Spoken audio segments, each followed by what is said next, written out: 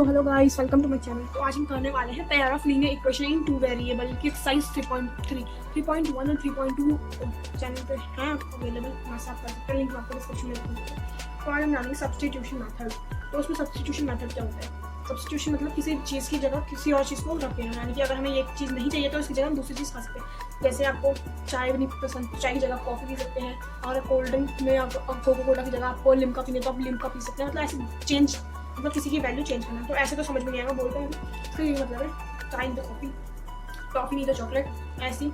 अगर ये नहीं मिला तो दूसरी चीज़ ले लेंगे भाई हमें किस चीज़ की करनी है, ऐसे हम ले लेंगे। तो इसका स्टेप, इसके 3 स्टेप है इसको सॉल्व करने के लिए, इस मेथड को सॉल्व करने के। स्टेप 1, इक्वेशन 1 में से किसी एक इक्वेशन वेरिएबल की वैल्यू निकाल लो, जिसकी आपको एक इक्वेशन दे रखी है। मैं एग्जांपल आपका उसका ही ले लेती हूँ, x + y = 40 और x - y = 4। तो ये आपकी इक्वेशन 1 है और ये इक्वेशन 2 है।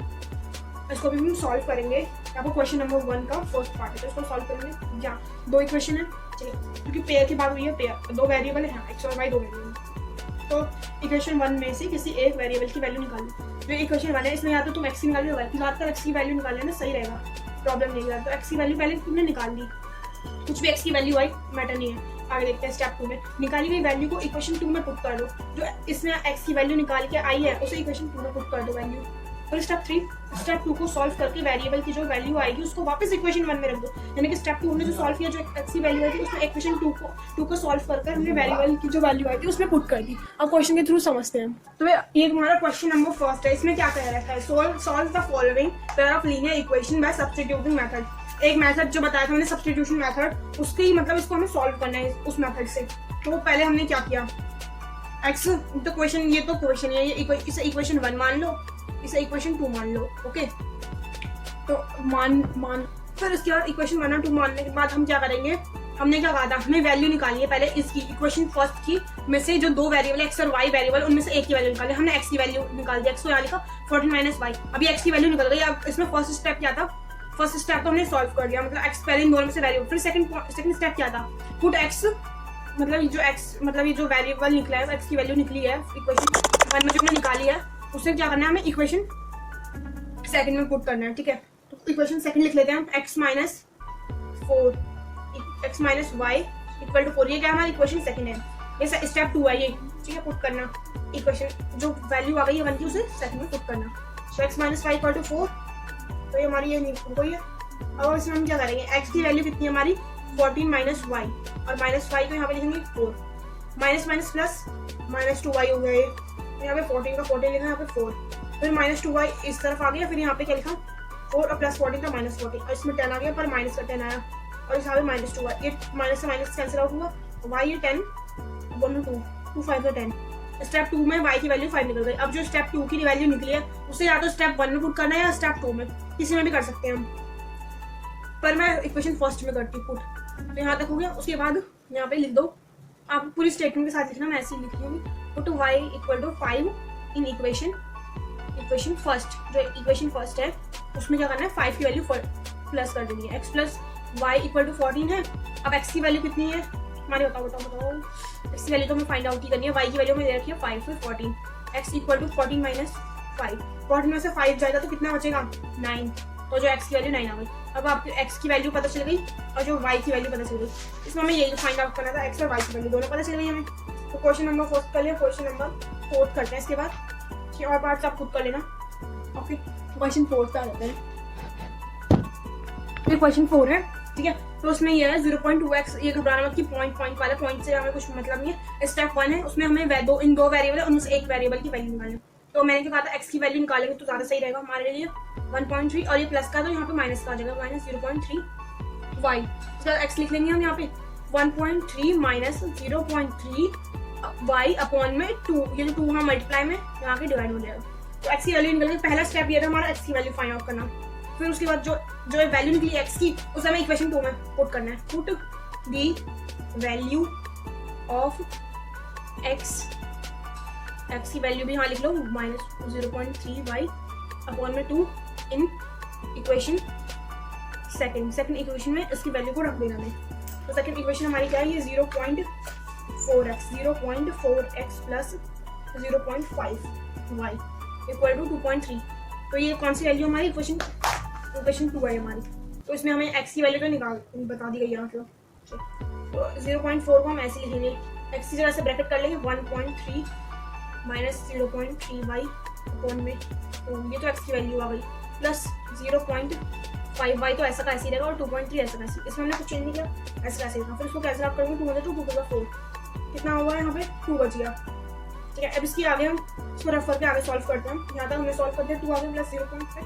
अब इसके आगे इसको पूरा ही रफ करके, क्योंकि क्वेश्चन थोड़ा बड़ा है ना हमने समझ लिया उसके इसके आगे का है। यहाँ तक तो हमने कर लिया था, 2 से इसको काटा तो कितना हो गया यहाँ पे 2 बच गया यहाँ पे, और 1.3 माइनस ये तो कैंसिल आउट हो गया 0.3 प्लस इतना, तो यहाँ तक तो आ गया वो समझ में। फिर 2 को हमने 1.3 से मल्टीप्लाई करा तो 2.6 आया, फिर इसको इससे मल्टीप्लाई करा तो ये आया, और फिर ये लिख दिया। माइनस प्लस माइनस होता है और साइन माइनस आएगा, और यहाँ पे आ जाएगा 0.1y, और यहाँ पर हम एज इट इज 2.6 को लिखेंगे इक्वल टू में 23। यहाँ तक तो क्लियर हो गया होगा। ठीक है, अब 0.1y इसको हम इस तरफ ले जाएंगे माइनस का, और यहाँ पे हम लिखेंगे 2.6, और यहाँ पे तो 2.3 था ना 2.3। अब यहाँ पर हम 2.3 लिखेंगे पहले तो भाई, यहाँ पे 2.3 फिर प्लस का यहाँ पे आके माइनस हो जाएगा 2.6। ठीक है, तो इसमें से 2.3 में से इसको माइनस करेंगे तो आएगा आपका 0.3 और माइनस का आएगा वो ऊपर, और माइनस 0.1 वाई में से माइनस कैंसिल आउट हुआ। फिर जो ये वाई है 0.3 डिवाइडेड बाई 0.1, इससे ये कैंसिल आउट हुआ, तो वाई की वैल्यू जो है कितनी आ गई 3 आ गई। इतना तो समझ में आ गया वाई की वैल्यू कैसे 3 आई। अब उसके बाद थर्ड स्टेप क्या था, जो हमारी वैल्यू वाई निकल, सेकंड स्टेप में जो हमारी वैल्यू निकल गई उसे हमें इक्वेशन 1 में पुट करना होगा। तो अब हम देखते हैं यहाँ पे करते हैं put the value of y equal to 3 in equation first equation में इसको पुट करना है। तो फर्स्ट इक्वेशन हमारी कौन सी थी 0.2x plus 0.3y equal to में 1.3, ये फर्स्ट इक्वेशन थी हमारी। 0.2x वैसे का वैसे ही रहेगा, प्लस 0.3 मल्टीप्लाई में 3 इक्वल टू 1.3, y की जगह हमने ये 3 की वैल्यू रखी, तो ये मतलब कहाँ से आया 0.9 प्लस 0.2x, यहाँ पे ऐसे कैसे रखा इक्वल टू में 1.3। तब इसमें और इन दोनों को सॉरी प्लस तो कर ही सकते क्योंकि ये y है, यहाँ पे y लिख दो ये y है, और फिर हम क्या करेंगे 0.2x में यहाँ लिखेंगे इक्वल टू में 1.3 माइनस 0.9y,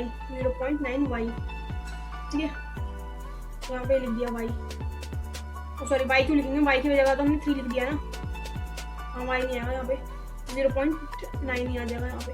फिर 1.3 में से 0.9 माइनस करेंगे तो आपका आएगा 0.4, 30 में से 9 गया 4 बचेगा और 0.4, और माइनस का आएगा इसमें से थर्ड नहीं माइनस का नहीं आएगा इससे आएगा। फिर यहाँ पे आ जाएगा 0.2x, x में यहाँ लिखोगे तो 0.4 अपॉन में 0.2, तो इसे कर सकते 2 2 2 4, x की वैल्यू क्या आ गई 2 भी लिख सकते हैं और आप 0.2 भी लिख सकते हैं, क्योंकि यहाँ पे एक बार मैं क्वेश्चन 2 पढ़ लेती हूँ। Solve 2x plus 3y equal to 11 and 2x minus 4y equal to minus 24 and hence the value of m for which y equal to mx अब प्लस 3। पहले तो हमें इन दोनों की वैल्यू सॉल्व करनी है, 1 और 2 इक्वेशन है, अब उसमें बाद में रखनी है m की वैल्यू हमें फाइंड आउट करनी है। तो y इक्वल टू ऐसा लिखा है y इक्वल टू में mx प्लस 3, पहले x और y की वैल्यू निकालेंगे, m की तो बाद में निकालेंगे, तो इसकी वैल्यू निकालते हैं। कैसे निकालते स्टेप 1 क्या था, इन दोनों में से हमें x या y की वैल्यू निकालनी है, तो हम x निकालेंगे 2x इक्वल टू में 11 माइनस 3y और x इक्वल टू में 11 माइनस 3y अपॉन में 2, तो ये हमारी x की वैल्यू फाइंड आउट हो गई है। अब क्या था, इसकी वैल्यू हमें इक्वेशन 2 में रखनी है। Put the value of x equal to 11 minus 3y equal to में 2 इन इक्वेशन 2। इक्वेशन 2 में इसकी वैल्यू रख देनी है हमें, यहाँ पे वैसे सेकंड लिख देती हूँ, इक्वेशन सेकंड में ये वैल्यू रख देंगे। अब इक्वेशन सेकंड को लिखो और x की जगह क्या आ जाएगा 11 माइनस 3y अपॉन में 2, ये तो हमारे x की जगह आ गया माइनस 4y और इक्वल टू में माइनस कितना है ये 24, बस 2 से 2 कैंसिल आउट हुआ, यहाँ बचा 11 minus 3y minus 4y equal to में माइनस 24, माइनस माइनस प्लस 4 5 6 7, ये 7y हो गया माइनस का 11 और ये माइनस 24। यहाँ तक तो समझ में आ गया होगा क्या हुआ 11, फिर माइनस 7y हमने यहाँ का यहाँ रखा इक्वल टू में माइनस 24 प्लस था ये माइनस 11 हो गया, माइनस प्लस माइनस 35। 7y-35। इससे कि y की वैल्यू निकल जाएगी, ये माइनस है तो माइनस कैंसिल आउट हुआ, 35 अपॉन में 7, 7 5 से 35, y की तो 5 आ गई। अब जो y की वैल्यू आई है उसे हमें इक्वेशन 1 में पुट करना है, ठीक है। पुट यहाँ से लिख देते हैं, put the equation, put the value of, इसकी value of y equal to 3 in equation 1। जो इक्वेशन 1 है उसमें वैल्यू हमें पुट करनी है। इक्वेशन 1 क्या कहती है हमसे, 2x है प्लस 3y है इक्वल टू में 11 है। तो 2 की जगह x की जगह तो x और फिर 3 है, ये 3 में 5 मल्टीप्लाई करना है, 11, 3 5 सा 15 इक्वल टू में 11 प्लस 2x, और 2x को हम इधर लिख लेंगे, क्या है 2x इक्वल टू में 11 माइनस 15, 11 में 15 में कितना बचा 4 माइनस का, इक्वल टू में 2x, x इक्वल टू में माइनस 4 अपॉन में 2 इंटू 4, माइनस 2 आया, x की वैल्यू क्या आ रही है -2, 2x की वैल्यू फाइंड आउट होगी। तो क्वेश्चन नंबर 2 चल ही रहा है हमारा, इसमें मैं ये वाली वैल्यू निकालूंगी, y equal to mx plus 3। m की वैल्यू फाइंड आउट करनी है, x की वैल्यू पता है, y की वैल्यू पता है, तो पता है तो आप करो ना भैया। अभी 5 इक्वल टू m कितना है, m की वैल्यू हमें फाइंड आउट करनी है, x कितना -2 प्लस 3, तो -2m हो जाएगा, ठीक है। यहाँ पे mx प्लस क्या है 3, यहाँ 3 है, इक्वल टू में 5, -2m को हम यहाँ ले जाएंगे तो प्लस 2m हो जाएगा, इक्वल टू में 3 -5, यहाँ पे आएगा -2, यहाँ पे 2m, m equal to -2 upon में 2 1 2, m इक्वल टू -m की वैल्यू जो है -m आ रही है, तो यही इस m की वैल्यू है, यही इसका आंसर है। अब क्वेश्चन नंबर 3 की ओर बढ़ते हैं। तो ये रहा क्वेश्चन नंबर 3, इसे भी हम पढ़ लेते हैं जरा नहीं पूरा ही पता है। Question number 3, from the pair of linear equation for the following problems and find the solution bye substitution method. कुछ प्रॉब्लम्स दे रखी हैं आपको, तो हम कुछ प्रॉब्लम सॉल्व करेंगे, कोई 6 प्रॉब्लम्स है, आप 2 प्रॉब्लम सॉल्व करें, 4 प्रॉब्लम मैं करती हूँ। तो फर्स्ट प्रॉब्लम ये है, क्वेश्चन फर्स्ट में द डिफरेंस बिटवीन 2 नंबर, यानी कि 2 नंबर को माइनस करने पर हमारा कितना आता है 26 आता है, and 1 number is 3 times the other, एक नंबर जो है वो 3 गुना है। तो यहाँ देखो, जब इसमें से हमने इसको माइनस किया, मतलब x की वैल्यू जो भी होगी हमने उसमें से y की वैल्यू माइनस करी, तो जब प्लस का 26 आया तो दिमाग लगाओ कि x जो है वो बड़ा डिजिट है, x जो है बड़ा है, बड़े में से तो हम छोटे को माइनस कर पाते हैं, तो इसलिए x ही बड़ा है, तो x ही 3 टाइम्स होगा। अब x यहाँ पे बहुत सारे बच्चे गलती कर जाते हैं, x तो यहाँ पर है, इसके आगे 3x लगा देंगे कि x 3 टाइम्स है, पर ऐसा नहीं करना, यही गलती करते हैं यहाँ पे 3 टाइम्स, ये पहले से 3, ये x तो है पर ये पहले से 3 गुना भी है, ये ऑलरेडी 3 गुना है, तो हमें इक्वेशन बैलेंस करने के लिए y को 3 गुना करना पड़ेगा, ठीक है। ऐसे में गलती ना करते हुए आप सॉल्व करना, यहाँ पे 3 मत लगा लेना, गलती से भी पूरा गलत हो जाएगा।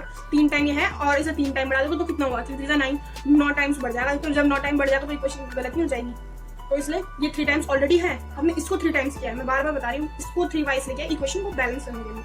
तो इसमें x की वैल्यू में पहले से ही दे रखी है, x इक्वल टू 3y, तो ज़्यादा कुछ नहीं करना हमें, इसमें हम ये कर लेंगे, put the value of x equal to 3y in equation 1। ऐसे हम कोई सी वैल्यू उसमें रख सकते हैं, जरूरी नहीं है पहले हम इसको सॉल्व करें, इसको भी कर लेंगे, ठीक है। फिर x माइनस वाई इसकी वैल्यू है इक्वल टू में 26, यदि फर्स्ट इक्वेशन, अब x की जगह क्या रखना है 3y minus Y equal to में 26, 3y में से फिर 2y इक्वल टू में 26, y इक्वल टू 26 अपॉन में 2, 1 2 2 3 6, y equal to y equal to 13, y कितना है 13, पहले हमारी y की वैल्यू तो निकल गई, ठीक है। अब हमें उसकी निकालनी है x की वैल्यू, तो x की वैल्यू में क्या करेंगे हम, जो हमारी सेकंड की वैल्यू आई है उसे हम या तो फर्स्ट में रखें या सेकंड में, हम सेकंड इक्वेशन में रखते हैं, क्योंकि सेकंड छोटी इक्वेशन है, इसमें रखने से हमारा सही रहेगा। पुट द, चाहो तो आप इसमें भी रख सकते हो, कोई प्रॉब्लम नहीं, value of y equal to 13 in equation 1, equation 1 में रखनी है, पुट करनी है, इक्वेशन 1 में नहीं सॉरी 2 में रखनी है, 1 बड़ी हो जाएगी और 2 में रख के सही रहेगा आंसर। तो क्या x minus Y equal to में 26, x की जगह x ही रखना, y की जगह -13 हो जाएगा, x equal to 3y, oh my god, इस पे थोड़ी ना मैंने गलती पूछी नहीं, x equal to 3y, x की जगह x 3 इंटू 13, 13 3 जा 39, तो लो x की वैल्यू फाइंड आउट करो इजीली। तो फर्स्ट पार्ट आपका कंप्लीटेड हो चुका है, कांग्रेचुलेशन, कंप्लीटेड, ये हैप्पी, फर्स्ट पार्ट इसी तरीके से पूरा हो जाएगा। अब इसका सेकंड पार्ट भी करेंगे हम अभी, ठीक है। तो क्वेश्चन नंबर 3 का सेकंड क्या था, larger of to supplementary angle exceeds the smaller by 18 degree find that. Okay, तो पहले क्वेश्चन में जाओ, सप्लीमेंट्री एंगल क्या होते हैं, कोई भी दो नंबर हो उनको प्लस करके कितना आता है 180 डिग्री। तो या तो पहले आपका सप्लीमेंट्री एंगल हो गया, उसके बाद क्या बोला गया है वो देखो, the larger of to supplementary angle, दो सप्लीमेंट्री एंगल का जो बड़ा है, यानी कि दो है, इनमें से बड़ा क्या एक्स, ठीक है, एक्स बड़ा, एक्सीड द स्मॉलर बाय 18, मतलब उससे 18 ज्यादा है। तो 18 ज्यादा है, तो इसका मतलब उससे डिफरेंस ही हो रहा होगा, x माइनस वाई करके 18 रख दिया, तो मतलब x जो है इस y से 13 ज्यादा है। अगर y भी 18 होता तो फिर यहाँ पे 0 आता है ना कहीं ये बात देखी होगी कि x जो बड़ा है और बड़े में से छोटा माइनस करना है तो 18 आ रहा है, और ये जो है x जो है लार्जर नंबर है और ये स्मॉलर नंबर है, इनके बीच में ये कितना है 18 डिग्री छोटा है, ये है ना 18 डिग्री, y जो x से छोटा है। तो इससे हम x की वैल्यू इजीली फाइंड आउट कर सकते हैं, x degree minus y degree equal to 18, x को निकालने के लिए 18 माइनस y। अब स्टेप फर्स्ट तो हमारा यही हो गया, x की वैल्यू निकल गई। फिर क्या करना है, put the value of x in equation 1। Equation 1 में हमें पुट कर देंगे वैल्यू, इक्वेशन 1 क्या थी, x degree plus y degree equal to 180 degree, x की वैल्यू लिखेंगे हम 18 minus y plus y, 18x equal to 18 minus, तो यहाँ पे है प्लस y, यहाँ पे 180 डिग्री, प्लस प्लस कितना होगा 2y plus 18 equal to 180 degree, और फिर यहाँ पे हम 2y लिख सकते हैं, यहाँ पे इक्वल टू 180 माइनस 18, 180 में से 18 गए, बताओ कितना बचे 162, फिर यहाँ पे 2y, फिर 2y में से अब y को हम यहाँ पे लिख सकते हैं, y इक्वल टू में 162 और 1 में 2, 2 8 जा 16, 2 1 जा 2, और इसमें कितनी वैल्यू आ रही है y की, यानी कि y जो 81 डिग्री है। और जो x की वैल्यू आएगी ना उसमें से देखना, जो y होगा वो 18 कम होगा, मतलब इसका नंबर जो 18 कम होगा, तो भी इसको हम प्रैक्टिकल भी लास्ट में करके देख लेंगे। y की 91 आ रही है, इस देख लो। अब हमें x की वैल्यू सॉल्व करनी है, ठीक है, देख सकते हैं x की वैल्यू क्या निकल रही है, x की वैल्यू जो है कितनी है 99 डिग्री आ रही है। क्या किया, जो x की y की वैल्यू आई थी 81 को उसको इक्वेशन 2 में रख दिया, ठीक है, x 99 डिग्री आया, और y क्या आया था हमारा बताओ 81 डिग्री। तो इन 81 में अगर आप दोनों जो हमने इक्वेशन आगे देखते हैं सेटिस्फाई हो रही है नहीं हो रही, पहले x क्या हमारा 99 माइनस y कितना 81 डिग्री माइनस होगी कितना आ रहा है 26, करके देख लेते हैं। चलिए चलिए 9 में से 1 गए 8, 9 में से 8 गए 1, यहाँ पे 26 नहीं आएगा, x minus Y equal to 26, x में से अगर y की वैल्यू माइनस करेंगे तो 18 आएगा। हाँ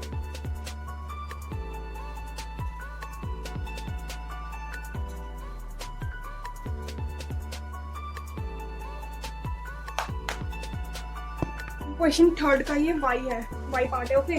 तो इसमें क्या कह रहा है, हमें एक फ्रैक्शन है बिकम्स 9/11, एक फ्रैक्शन में न्यूमरेटर और डिनोमिनेटर होते हैं, हमने x और y मान लिया, x प्लस y, उसमें क्या कह रहा है, a fraction becomes 9/11 if 2 is added to both the numerator and the denominator। Numerator और डिनोमिनेटर में 2 प्लस करने का 9 में 11 आएगा इसमें। फिर दूसरी तरफ क्या कर रहा है, if 3 is added, अगर 3 ऐड करेंगे तो 3 added to the both numerator and denominator becomes 5/6, find the fraction। अब फ्रैक्शन फाइंड आउट करना है, तो ये कौन सा फ्रैक्शन है ये फाइंड आउट करना है। अभी इसकी इक्वेशन बनी नहीं है, इक्वेशन बनानी है हमें, वो कैसे बनाएंगे, इसकी क्रॉस मल्टीप्लिकेशन करके, इन दोनों की क्रॉस मल्टीप्लाई करते हैं, ठीक है।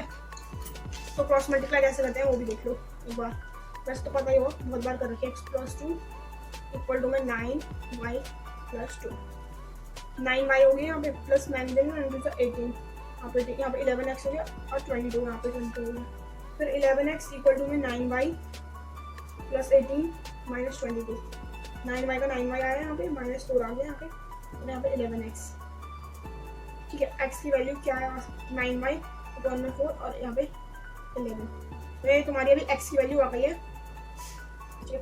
अब पुट करना है सेकंड इक्वेशन में, तो पहले इसकी भी फर्स्ट इक्वेशन तो तुम्हारी ये बन गई है, ठीक है।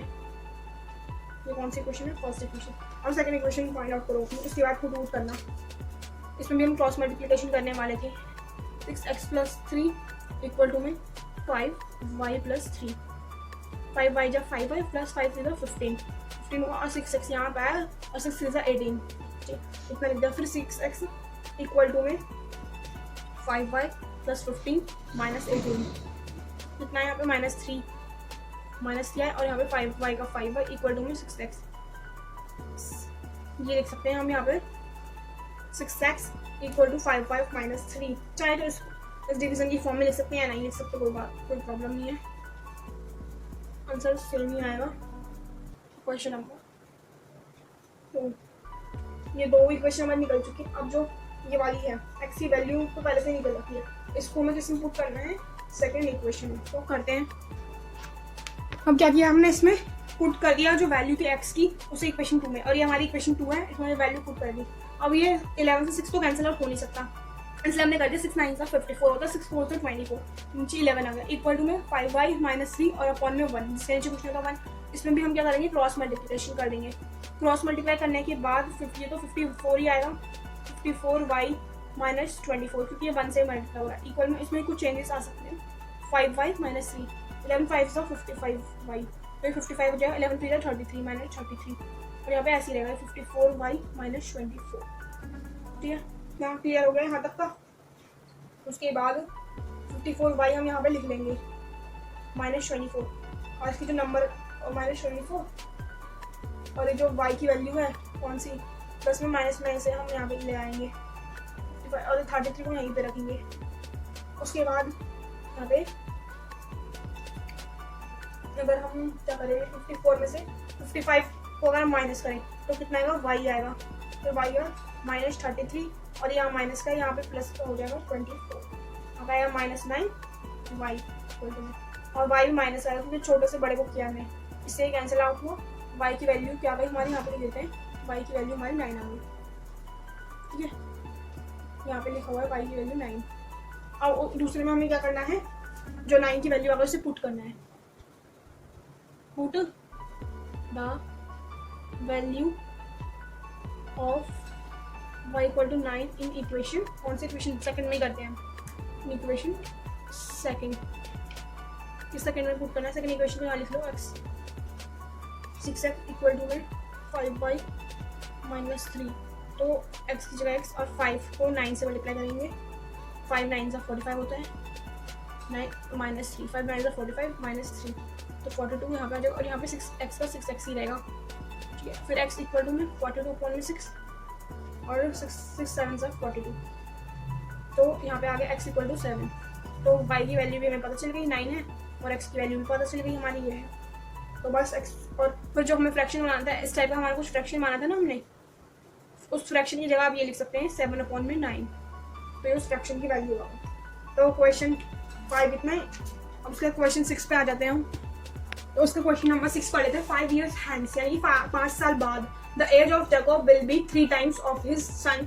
5 years ago, Jacob's age was 7 times that of his son. What were the present age? Present age find out करनी है, तो present age हमने दोनों की x मानी। Let the present age of Jacob x, let the present age of his son y years. x years तो y years मान ली। अब 5 साल बाद की और 5 साल पहले की, 5 साल बाद की क्या इक्वेशन बनेगी? 5 साल बाद जो जैकोब होगा, जैकोब और उसका बेटा सन, उसके इक्वल जैकोब में जो प्रेजेंट एज है उनकी कुछ नहीं सोचना, सिर्फ 5 साल बाद हुए हैं तो 5 साल प्लस कर दो, y प्लस 5। अब यह कहा है कि ये 3 टाइम्स पहले से, ये सब father 5 years hence the age of Jacob will be 3 times। 5 साल बाद जो थी जैकोब की एज 3 टाइम थी, 5 साल बाद 3 गुना थी, तो ये तो ऑलरेडी 3 गुना है जैकोब, हमें सन को 3 गुना करना पड़ेगा। यहीं पे बहुत सारी गलतियां निकलती हैं, लोग इसे कर देते हैं, यहाँ पे 3 लगा देते हैं बच्चे, फिर वो वहीं पे 3 टाइम है वो 6 टाइम 9 टाइम बढ़ जाता है, वो नहीं बढ़ाना पर हमें, है ना। तो इसलिए यहाँ पे ये ऑलरेडी 3 टाइम्स है ज्यादा, इसे हमने 3 टाइम्स ज्यादा कर लिया। और सेकंड टाइम में क्या करना है, 5 साल पहले, तो x माइनस वाई कर लो, सॉरी x माइनस 5 कर लो यहाँ पे, और इक्वल टू में y माइनस 5। अब इसमें बता रही है 7 टाइम्स है, ये ऑलरेडी 7 टाइम्स है। 5 साल पहले ये उससे 7 गुना था, कौन? जैकोब।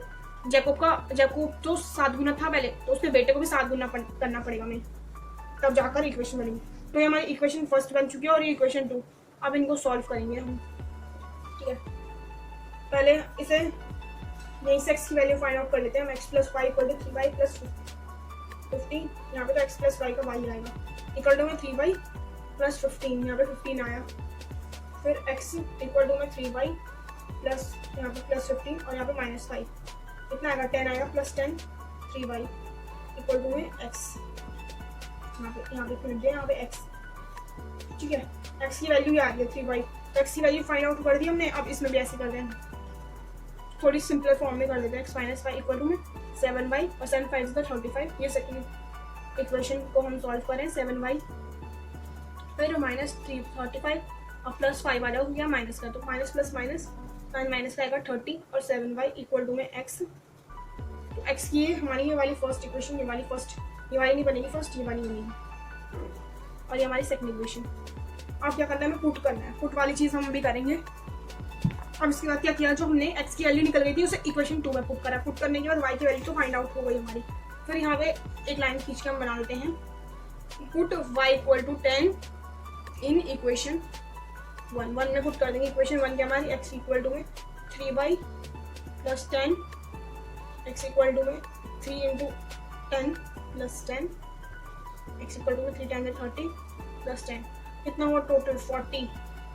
x की जब 40 है, x किसकी है, इसकी प्रेजेंट एज, यहाँ पे लिख देंगे जैकोब्स, जैकोब। इसमें मतलब ये है कि आप वैल्यू जो पुट कर रहे हो वो 1 में भी पुट कर सकते हो, सेकंड में भी, जैसे आपको ठीक लगे, जिससे लगे कि आंसर आ सकता है तो आप वैसे कर सकते हैं, कोई फोर्स नहीं है। मैंने इक्वेशन 1 में माना है तो आप भी इक्वेशन 1 में ही माने, इक्वेशन 2 में भी मान सकते हैं, नो प्रॉब्लम, ठीक है। और फिर ये मिस्टेक जो मैंने बताया वो मिस्टेक तो करना मत, यहाँ जो बताया था कि वो पहले तो 3 टाइम्स है तो उसके आगे 3 मत लगा देना, y पे 3 लगेगा क्योंकि y उसके बेटे की एज है। और ये मिस्टेक सब करते हैं यार, इसलिए वो मिस्टेक मत करना, बार बार बता रही हूँ। प्रेजेंट एज इसकी निकली है 10 ईयर्स, ठीक है। देखो आपकी प्रेजेंट एज 40 है और इसकी प्रेजेंट एज 10 है, ओके। इसमें इतना तो क्लियर हो गया होगा। 6 पार्ट 10 में से 40 वाले कितने कहा था, कितने गुना होगा, 7 गुना। 5 साल बाद, पहले यहाँ लिख लेते हैं हम, जैकोब की प्रेजेंट एज कितनी है 40 और इसकी सन की कितनी है, उन्होंने कहा था 5 ईयर हैंड्स, 5 साल बाद, यानी कि 45 हो जाएगा ये, और ये कितने को 5 साल बाद 15, 5 साल बाद ये 15 हो जाएगा, 5 टाइम्स बाद तो वो कितना होगा, 3 टाइम्स ज़्यादा होगा उसका पापा। 15 30 15 45, सही कहा, 3 टाइम्स ज़्यादा है, उसके फादर है उससे 3 टाइम्स ज़्यादा। और फिर कहा 5 साल पहले, 5 साल पहले 5 का हो जाएगा और ये 35, और ये कितने गुना ज़्यादा है, 7 टाइम्स, सही कहा, ये 7 टाइम्स, 5 7 35 होता है। तो ये इक्वेशन सेटिस्फाई कर रही है इस आंसर को। और ऐसे आप चेक भी कर सकते हैं अपने आंसर को, क्या पता आपकी प्रेजेंट एज कुछ और निकल ली हो और उसके बेटे की भी कुछ और निकल ली हो, क्या पता है यहाँ पे 15 निकल ली हो, यहाँ पे 35, तो ऐसे नहीं चलेगा, मतलब ऐसे चेक भी कर सकते हैं। मतलब 40 और 10 लिख लो, ये जैकोब की एज यहाँ लिख लो और यहाँ पर उसके सन की एज लिख लो, तो उससे पता चल जाएगी 40 के 5 साल बाद कितना होगा 45 और 10 के 5 साल बाद 15, तो 3 गुना ही तो है, ये 3 टाइम्स है। और फिर ऐसे करो 5 साल पहले करेंगे तो ये 7 गुना होगा। तो इसी के साथ साथ हमारी ये 3.3 भी कंप्लीट होती है। अब नेक्स्ट वीडियो में 3.4 करेंगे, तब तक के लिए बाय बाय, मिलेंगे नेक्स्ट वीडियो में।